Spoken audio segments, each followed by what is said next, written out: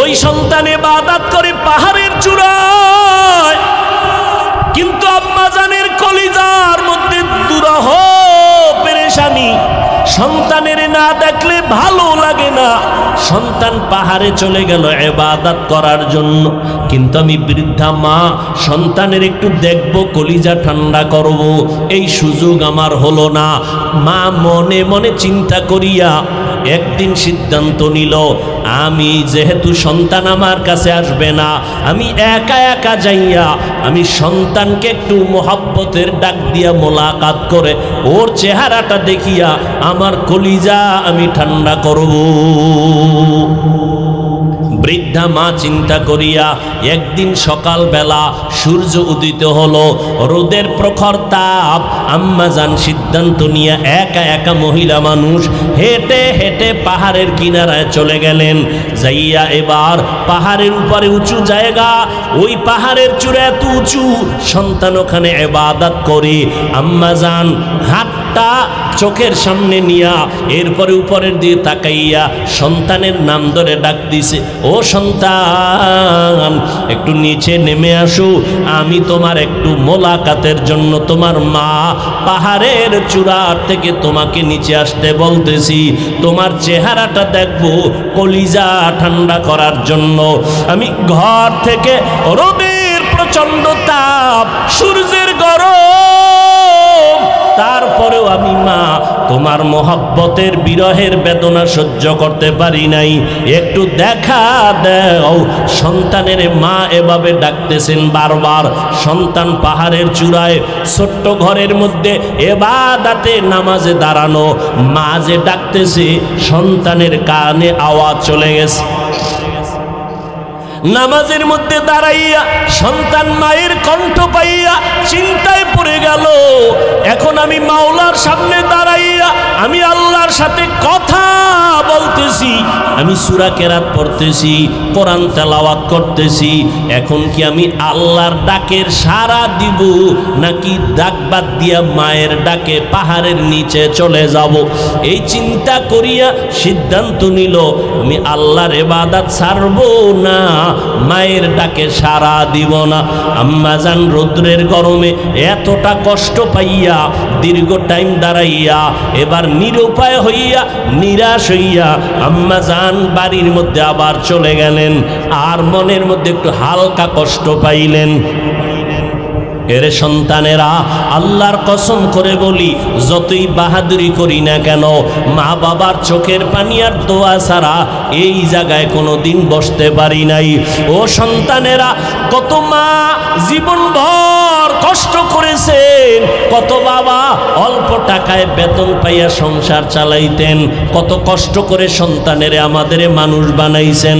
আব্বা জানের মাঝে মাঝে মনে চাইতো ইলিশ মাছ দিয়া খানা খাবে, কিন্তু ইলিশ মাছ কিনার মতো টাকা ছিল না। মনের দুঃখ নিয়েই আজ কবরে চলে গেলেন। আম্মা জানের মনে চাইতো আঙ্গুর বেদানা খাবে, কেনার মতো টাকা নাই, আম্মা জান খেতে পারে নাই। আজকে তুমি সন্তান ওই মা বাবাকে দাফন করে কবরে রাখিয়া তুমি আজ আরামে, কত আরামে খাও আর ঘুমাও।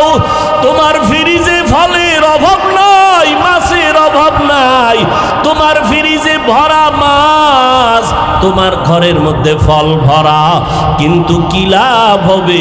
যেই মা বাবা ফল খাওয়ার আফসোস করলেন, মাছ খাওয়ার আশা করেছিলেন, আজকে তারা সাদা কাপনের প্যাকেট হয়ে কবরে পড়ে আছি। ওই মা বাবার জন্য একটু কি চোখের পানি ছেড়ে দোয়া করতে পারো নাই রে যুবক? যেই মা বাবা তোমার আমার জন্য এত চোখের পানি ফেললেন, যেই মা বাবা তোমার আমার জন্য এত কষ্ট করলেন, জীবন ভর তুমি আমি যদি মা বাবার গোলাম হয়ে কাজ করি, ঋণ আদায় করা যাবে না। জীবনের মূল কষ্ট মায়ের প্রসব বেদনা,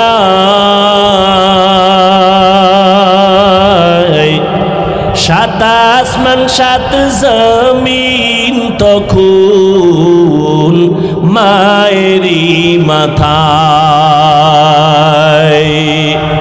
জীবন জীবনের মূল কষ্ট মায়ের প্রসব বেদনা,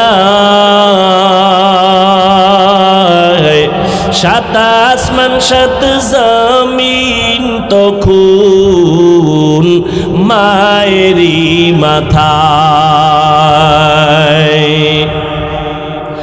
আমার সুন্দর মুখ দেখে মায়ের, আমার সুন্দর মুখ দেখে মায়ের ব্যথা যায় দে হাসাইয়া। ও আমার প্রাণের মা, মা গো মা, কোথায় গেলে মোরে ছাড়িয়া? জনম দুঃখী ইয়াতিম আমি, চায় না কেহ ফিরিয়া। এরে নবীর আশিক, ওই মা জীবন ভর এত কষ্ট করেছেন, মায়ের কষ্ট কোনোদিন ঋণ আদায় করা যায় না। আল্লাহর বান্দাকে মা ডাকলেন, পাহাড়ের চূড়া থেকে সন্তান নেমে আসলো না। মা মনে কষ্ট পাইয়া বাসায় চলে গেল। কয়েকদিন পরে আবার অন্তরের মধ্যে তুফান। সন্তানের না দেখলে কলিজা ঠান্ডা হয় না। মা পাগলনির মতো চোখের পানি ছেড়ে কাঁদে, চোখে ঘুম নাই। আর একটা দিন দেখি আমার সন্তানের কাছে যাই, একটু সন্তানের চেহারাটা দেখতে পারিনি। মা বৃদ্ধা মানুষ, আবার সূর্যের গরমে রওয়ানা। হাঁটতে হাঁটতে গিয়া পাহাড়ের নিচে দাঁড়াইয়া রহমতের নবী হাদিস বর্ণনা করেন। আল্লাহর নবী বলেন, ও সাহাবায়ে কেরাম, ওই মহিলাটা সন্তানের পাগল হইয়া দ্বিতীয়বার আবার রওয়ানা। পাহাড়ের নিচে যাইয়া নবী নিজের হাত মোবারক, ডান হাতটা কপালের উপরে রাইখা ইশারা দিয়া বলে, মহিলাটা এভাবে হাত রাইখা পাহাড়ের উপরে তাকাইয়া দ্বিতীয় দিন সন্তানটারে আবার ডাকলেন, বাবা সহ্য করতে পারি না, একবার একটু দেখা দাও। আমি মায়ের চোখে ঘুম নাই, আমি যতবার চেষ্টা করি ঘুমানোর, আমার চোখে ঘুম আসে না। ও সন্তান, একটা বার নিচে নাইমা আসো। সন্তানকে মা ডাকতেছেন। আজও সন্তান নামাজের ভেতরে দাঁড়ানো। নবীজি হাদিসে বলতেছেন, ওই মহিলাটা বারবার কষ্ট করে ডাকতেছি, সন্তান নামাজে দাঁড়ায় আজও চিন্তায় পড়ে গেল, আমি কি নামাজটা সারিয়া মায়ের ডাকে সাড়া দিয়া নিচে নামবো, নাকি আমার মাওলার সাথে আমি নামাজেই মশগুল হয়ে যাব। এভাবে কয়েকবার চিন্তা করিয়া আবেদ যুবক সন্তান এবাদতের মজায় মগ্ন হইয়া নামাজটা সারে নাই। মা আজও নিরুপায় হইয়া কষ্ট পায় বাড়ির দিকে রওয়ানা। চোখের পানি ছেড়ে কাঁদে, আর নিয়ত করেছে আর আমি সন্তানের ডাকতে আসবো না।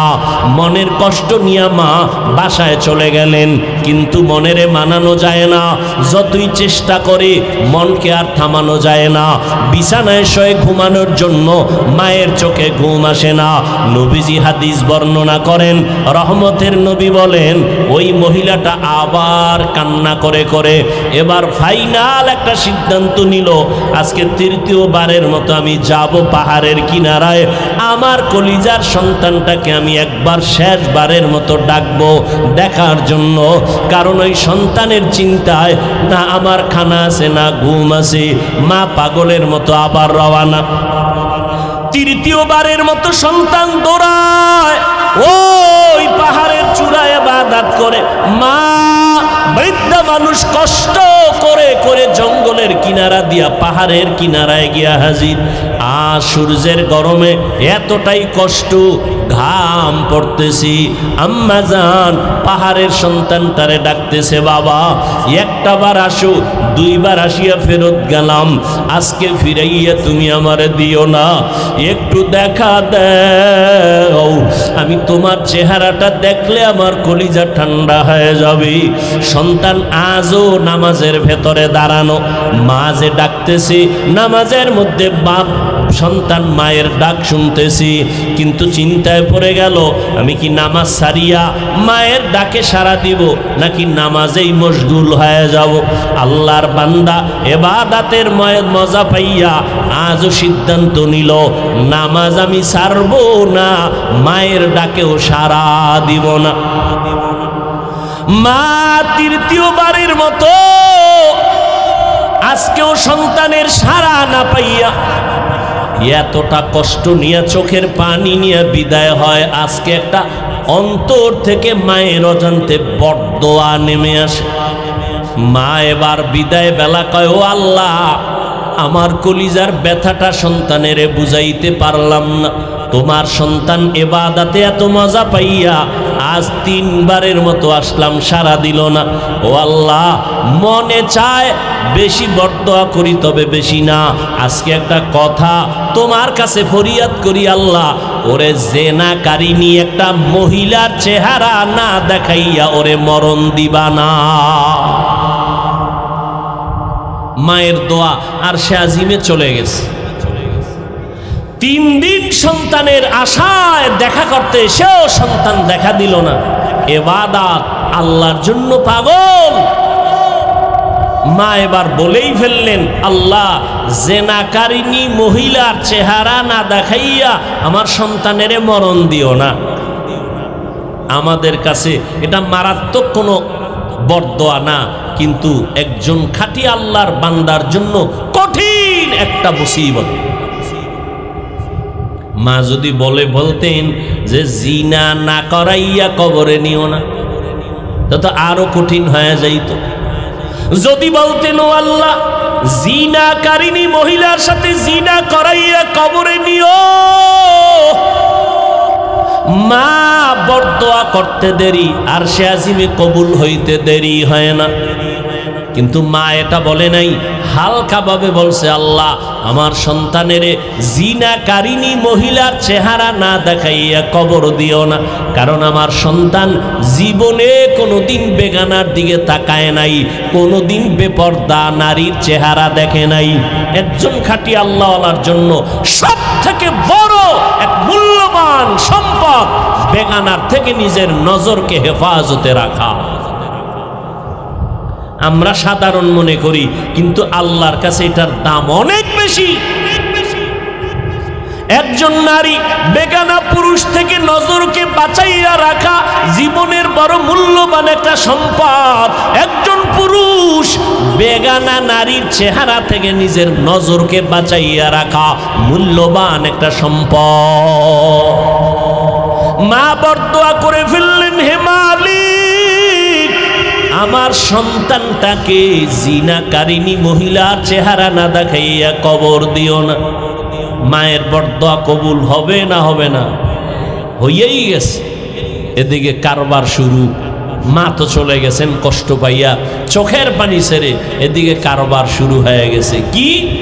ওই পুরা এলাকার ভেতরে বনি ইসরাইলরা ঘটনার সুনাম গাইতেছে।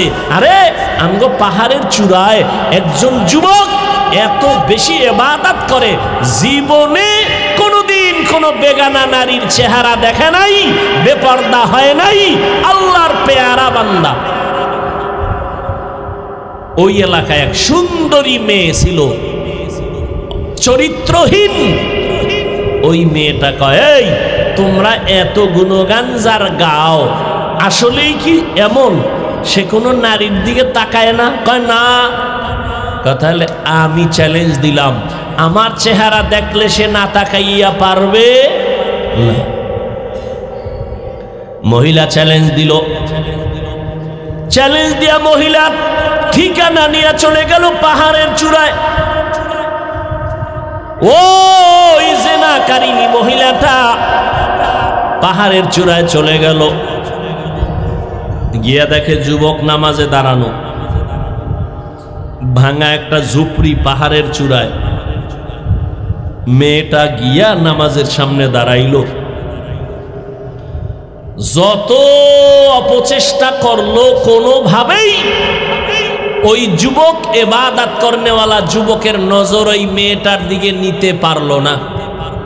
মহিলাটা ব্যর্থ হইয়া করিয়া মনের দুঃখ নিয়ে পাহাড়ের নিচে নেমে এসে একটা ষড়যন্ত্র করলো।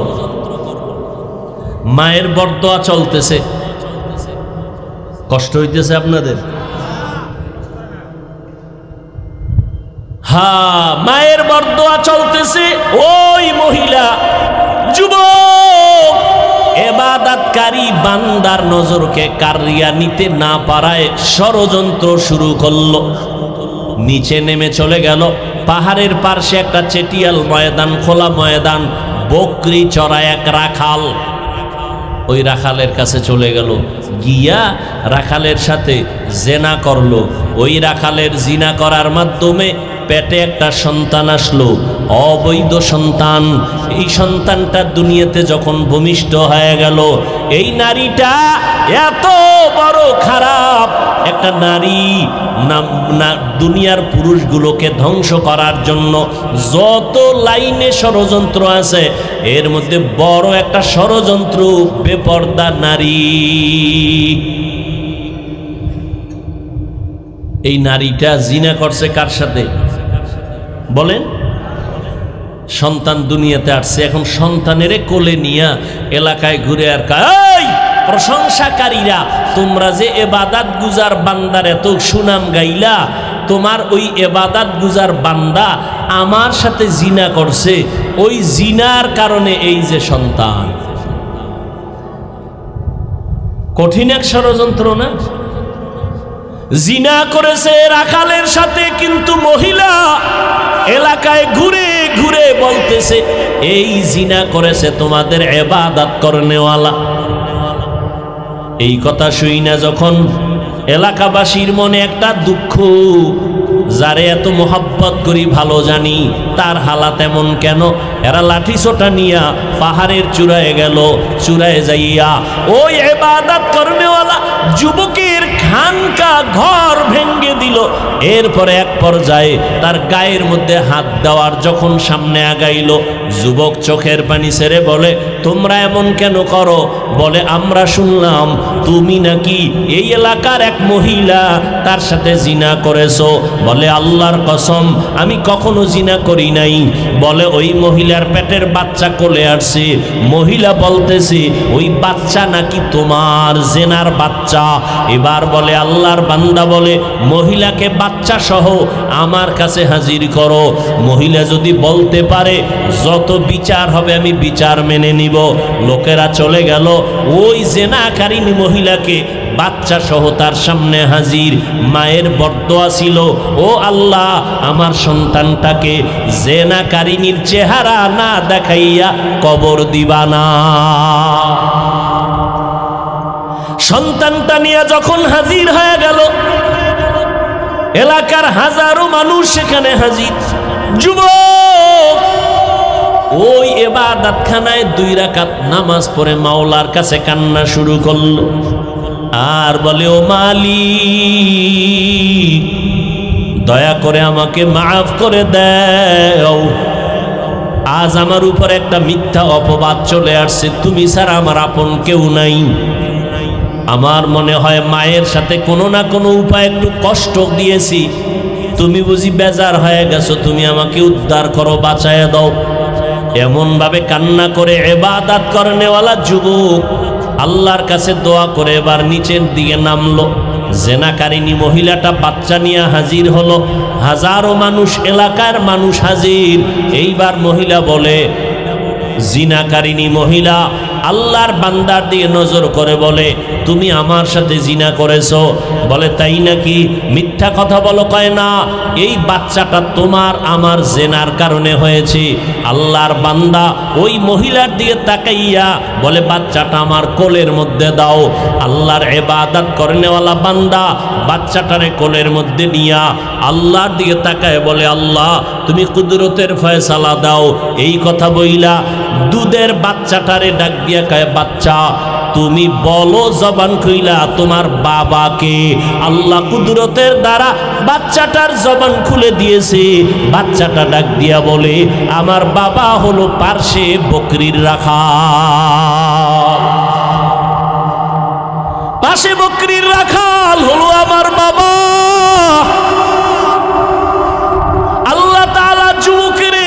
কুদরতি ভাবে বাঁচাইয়া দিয়েছেন। যুবকের সম্মান এলাকার মানুষ নষ্ট করতে চাইলো, পারল না। ওই জেনাকারিনী নারী চাইলো, নষ্ট করতে পারল না। আল্লাহ যাকে হেফাজত করবেন, দুনিয়ার হাজারো ষড়যন্ত্রকারীরা কোনোদিন তার সম্মান নষ্ট করতে পারবে না। বরং কেউ যদি অপবাদের তুলনায় ষড়যন্ত্র করে, আল্লাহ ওদের ধ্বংস করবেন, আল্লাহর প্রিয় বান্দাকে হেফাজত করবে। বিপদটা আইলো কেন? এটা একটা বিপদ না? কেন আসছে বলেন?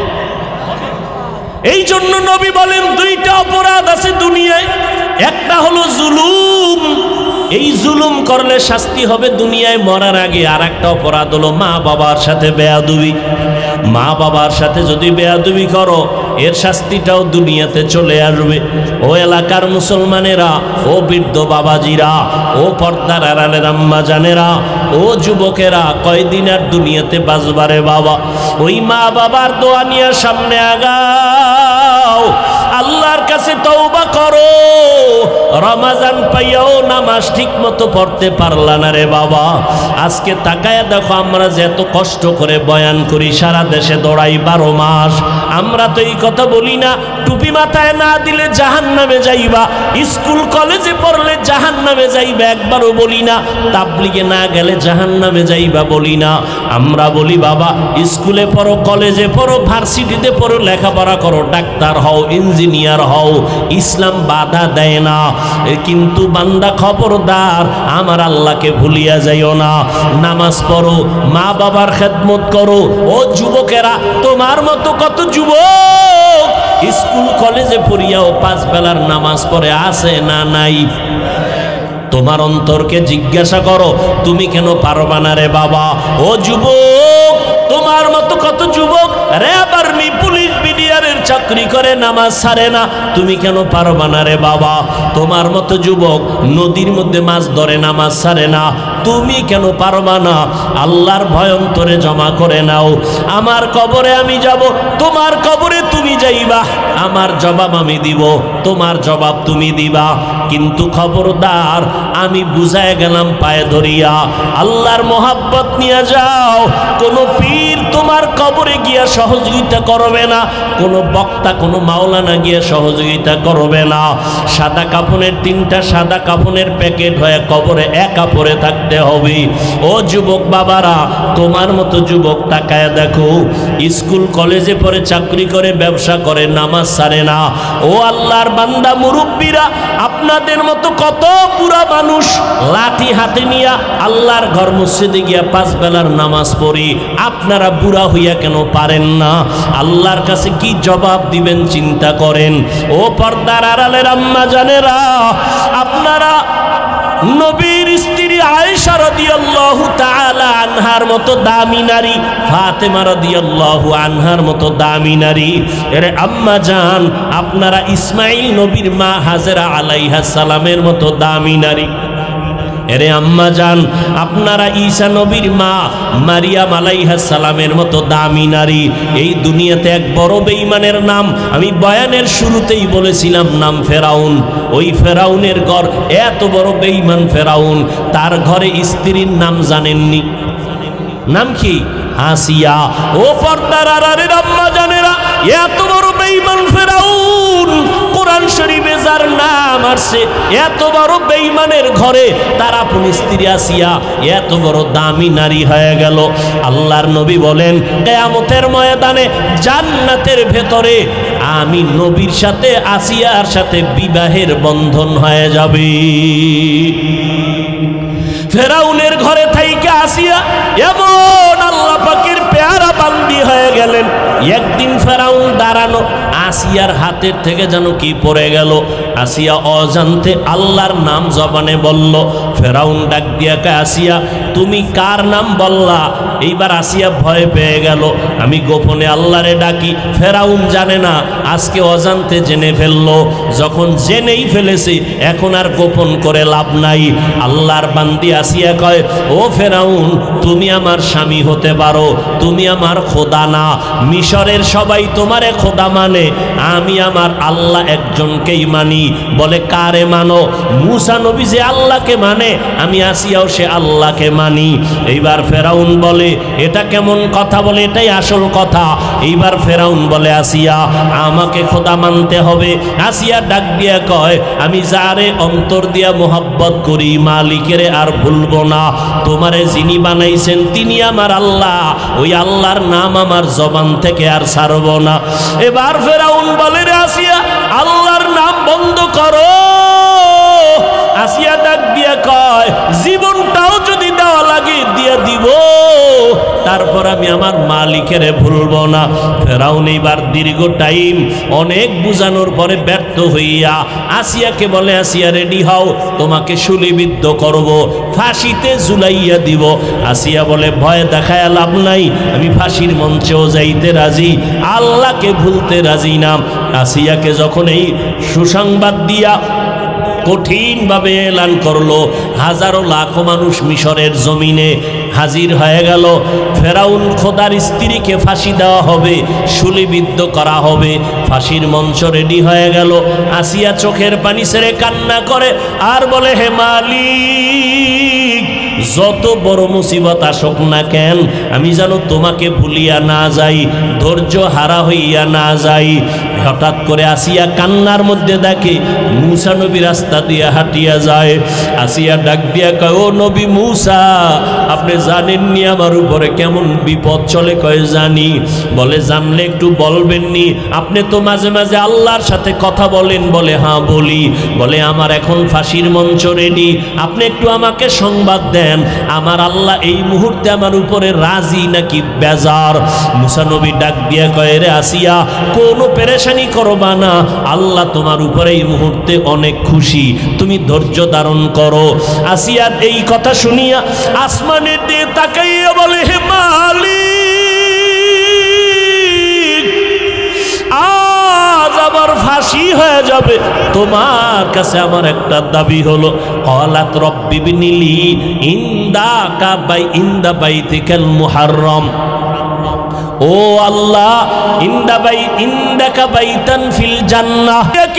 এত বড় খোদা ফেরাউন দাবিদার, তার ঘরে থাইকে একটা আরামের বিছানা পাই নাই, আমার এত সুন্দর রাজকীয় খানা দানা, তারপরও খানা পাই নাই।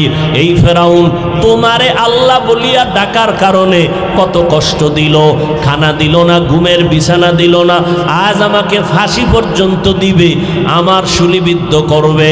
ও আল্লাহ, আমি দুনিয়াতে একজন খোদার ঘরে থাইকেও শান্তি পাই নাই, ভালো বিছানা পাই নাই, আজ আমি তোমার কাছে আবদার করি, ও আল্লাহ, তোমার পাশে একটা জান্নাতে আমার ঘর বানাইয়া দাও। আল্লাহর বান্দি আসিয়া এই কথা বলে চিৎকার দিয়া কান্না করেন। হঠাৎ আসিয়ার কান্না বন্ধ হয়ে গেল, হাসা শুরু করলো। ফেরাউন ডাক দিয়া কয়, আসিয়া, বিপদের সময় কেন তুমি হাসতেছো? বলে, আমি যা দেখতেছি তুমি তা দেখো না। বলে, কি দেখো? বলে, তুমি আমাকে ফাঁসি দিবা, তুমি আমারে কষ্ট দিয়েছো, এখন আমি দেখলাম আল্লাহ আমার কলবের চক্ষু খুলিয়া দিছেন, আমি দেখতেছি আল্লাহর কাছে দোয়া করার পর আল্লাহ একটা জান্নাতে ঘর আমার জন্য আলাদা বানাইছেন। ওই ঘরের ছবিটা আমি নিজের চোখে তাকাইয়া দেখতেছি, আর হাজারো লাখো ফেরেশতা অপেক্ষা করতেছি আমাকে জান্নাতের ময়দানে নিয়ে যাওয়ার জন্য। এখন আমার খুশি হচ্ছে অন্তর, আমাকে তাড়াতাড়ি ফাঁসি দাও, আমি মালিকের দরবারে চলে যাব, ওই সুন্দর জান্নাতের বাগানের ঘরের মধ্যে থাকব। এরে নবীর উম্মতেরা, ও পর্দার আড়ালের আম্মা জানেরা, আপনারা আসিয়ার মতো দামি এক নারী, ও যুবক, আল্লাহর কাছে চোখের পানি ছেড়ে দোয়া করো, জীবনে তো গুনাহ কম করলাম না, আজকে এত বয়ান চোখে পানি নাই, মোনাজাতে চোখে পানি আসে না। আবার কত আল্লাহর বান্দা চোখের পানি ছেড়ে কান্না করে। এই ময়দানে এমন আল্লাহর বান্দা আছেন অনেকের মা নাই, অনেকের বাবাও দুনিয়াতে নাই। ও যুবক বাবারা, ওই মা বাবার দোয়া কত যে জীবনের বড় সম্পদ। মা বাবার দোয়া নিয়ে সামনে আগাও। ও পর্দার আড়ালের আম্মা জানেরা, সন্তানকে কলিজা দিয়া দোয়া করবেন, সন্তানটাকে আদর্শ ডাক্তার বানায় যাবেন, সন্তানটাকে আদর্শ ইঞ্জিনিয়ার বানায় যাবেন।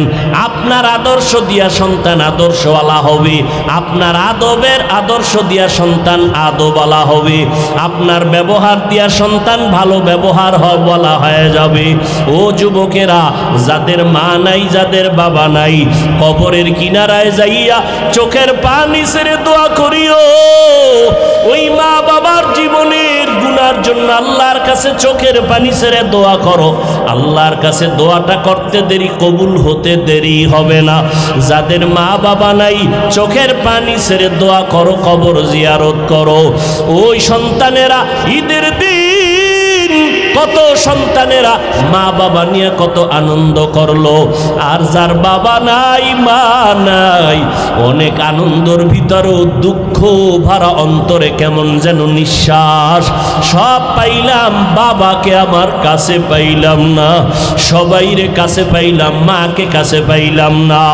ও মা হারা বাবা হারা সন্তান, ওই মা বাবার জন্য চোখের পানি ছেড়ে দোয়া করো। আর যার মা বাবা বেঁচে আছে, ও বাবারা, ওই মা বাবা বেঁচে থাকলে এখন গিয়া দোয়া চাই। মাকে বলিও, মা, বয়ানের মধ্যে বসিয়া দেখলাম কত আল্লাহর বান্দা কান্না করে তওবা করলো, নামাজের জন্য চোখের পানি ছাড়লো, আমার চোখে কেন পানি আসে নাই? আল্লাহ বুঝি গুনার কারণে বেজার হয়ে গেছে। মা, তুমি আমার মাথায় হাত দিয়া দোয়া করিয়া দাও, তুমি যদি দোয়া করো আমার মাওলা তোমাকে কবুল করবেন। মা যদি মাথায় হাত দিয়া দোয়া করে বলে, হে মালিক, আমার সন্তানের তুমি কবুল করিয়া দাও, আমার সন্তানের কি তুমি হেদায়েতের সম্পদ দিয়া কবুল করে নাও, সাথে সাথে আরশে আজিমে দোয়াটা চলিয়া যাবে। ও আল্লাহর বান্দারা, ও কলিজার যুবক বাবারা, হেদায়েতের মালিক আমার আল্লাহ, এখনো সময় আছে, তওবা করে নাও। মনে মনে আল্লাহকে ডাকো আর বলো, হে আল্লাহ, মরিয়া গেলে যাব, আর নামাজ ছাড়ব না, বেপরদায় চলব না, মা বাবাকে কষ্ট দিব না, নবীর তরিকার বাহিরে চলব না, ওলামায়ে কেরামের পরামর্শ নিয়া নবীর সুন্নাত অনুযায়ী চলব। তওবা সবার কপালে নসিব হবে না, আল্লাহ যাকে কবুল করবেন সেই তওবার দরজায় ফিরে আসতে পারবে। ও পর্দার আড়ালের আম্মা জানেরা, আপনারাও তওবা করেন, আর জীবনে নামাজ ছাড়বেন না, বেপরদায় চলবেন না, মা বাবার জন্য দোয়া করবেন, মা বাবার দোয়া নিয়ে চলবেন, যারা নাই তাদের জন্য কোরআন পড়ে দোয়া করবেন, আর স্বামীর মাল হেফাজত করবেন, স্বামীর খেদমতের জন্য নিজেকে নিয়োজিত রাখবেন, সন্তানগুলোকে আদর্শ মানুষ বানাবেন, কোরআন পড়াইয়া ডাক্তারি পড়াবেন, কোরআন পড়াইয়া ইঞ্জিনিয়ারিং পড়াবেন। আল্লাহর মোহাব্বত নিয়ে যদি পড়াইতে পারেন, দুনিয়া থেকে বিদায়ের পর এই সন্তান ডাক্তার হইয়াও আপনার জন্য দোয়া করতে ভুলবে না, এই সন্তান ইঞ্জিনিয়ার হইয়াও আপনার জন্য দোয়া করতে ভুলবে না। ও আল্লাহর বান্দিরা, ও বৃদ্ধ বাবাজিরা, ও যুবকেরা, তওবা করার মতো যদি অন্তর তৈরি হয়, মুনাফিকি দুর্বলতা যদি অন্তরে না থাকে, যাদের অন্তরে তওবার নিয়ত আছে, আর নামাজ ছাড়বো না, বেপরদায় চলবো না, মা বাবারে কষ্ট দিব না, নবীজির তরিকা মেনে উলামায়ে কেরামের পরামর্শ নিয়ে চলবো, তওবা করার মতো যদি পাক্কা নিয়ত কারো অন্তরে থাকে, দুটো হাত আমার আল্লাহকে দেখাইয়া দেই। আয় আল্লাহ, আমাদের তওবা কবুল করে নেন, আয় আল্লাহ, আমাদের জীবনের গুনাহ মাফ করে দেন। আয় আল্লাহ,